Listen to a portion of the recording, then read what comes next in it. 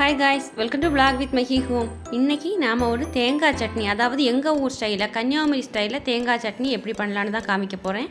அதுக்காக அரை மூடி தேங்காய், 3 பச்சை மிளகாய், 1 பல் பூண்டு, 1 டீஸ்பூன் அளவுக்கு ஜீரகம் இவ்வளவு சேர்த்து கொஞ்சமா தண்ணியும் சேர்த்து நல்ல ஃபைன் பேஸ்டா எவ்வளவு பேஸ்டா அரைக்க முடியுமோ அந்த அளவுக்கு பேஸ்டா அரைச்சு எடுத்துக்கணும். நல்லா அரைச்செடுத்தாச்சு பாருங்கள். இப்போ தாளிப்பு கொடுத்துடலாம்.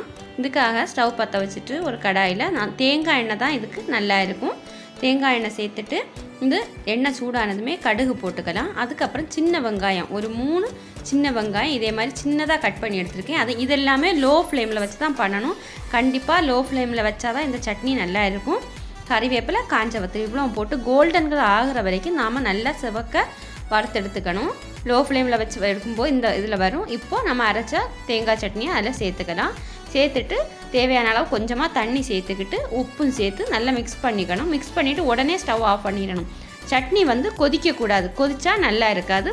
கொதிக்காமல் உடனே நம்ம லோ ஃப்ளேமில் வச்சு தானே தாளிக்கிறோம்.